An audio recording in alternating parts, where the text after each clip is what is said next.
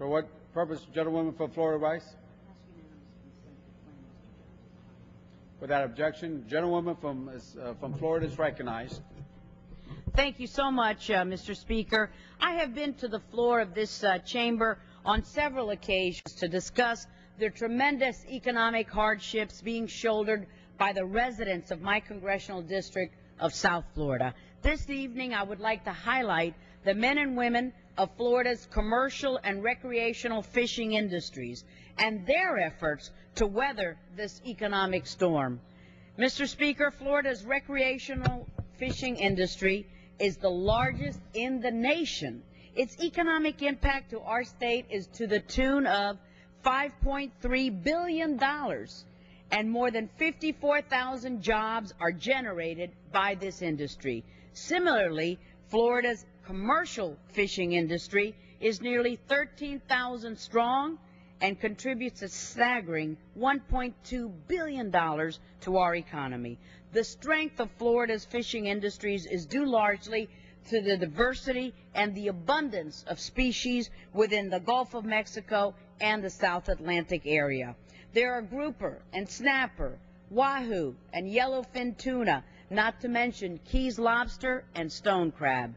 Thanks to this diversity, Florida's fishing industry is particularly resilient in the face of increased zoning regulations, bag limits, and even fishery closings. Our fishermen understand that maintaining a robust, healthy fishery through appropriate regulation is the key to their economic success. However, present federal action to implement multiple fishing regulations will have a chilling effect on this historic and important industry. In particular, Mr. Speaker, the South Atlantic Fishery Management Council is considering regulations which include but are not limited to: 1, a complete ban on deep water grouper fishing; 2, annual catch limits on black grouper; and 3, catch limits on red snapper fishing. The comprehensive nature of these prohibitions will leave our fishermen with little or no alternative for their economic livelihood. These prohibitions, compounded by a reduction in tourism throughout South Florida, and that includes the Florida Keys, will force generations of Florida fishermen to walk away from their boats in search of other types of employment. This is unacceptable, and that is why I have called on the Secretary of Commerce, Gary Locke, to reconsider these ill-timed proposals. Additionally, I have asked Secretary Locke to refrain from implementing any emergency rules which impose short-term restrictions on Florida's fisheries. These emergency rulings completely circumvent the public comment process, which is an essential element to any fishery management plan. Sound science is also a critical component to sound management.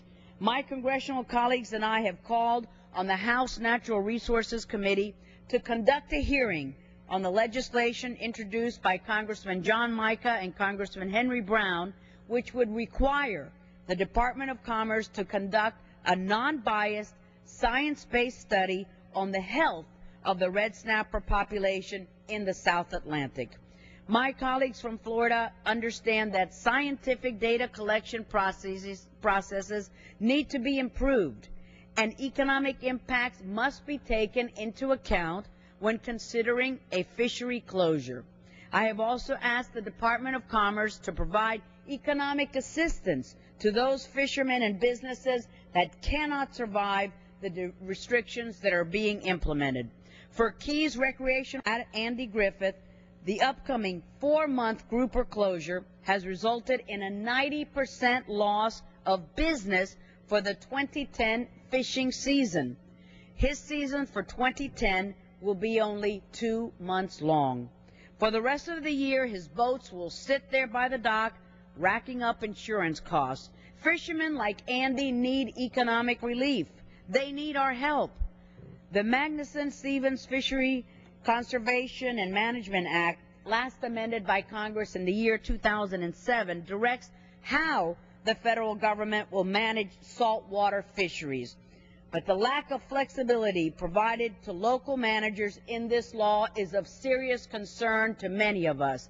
That is why I support legislation which would amend the Magnuson-Stevens Act to provide flexibility to state regulators and regional fishery management councils in their work to rebuild healthy fisheries. Mr. Speaker, the livelihood of Florida's fishing industry demands that we act. I thank the Speaker for the time.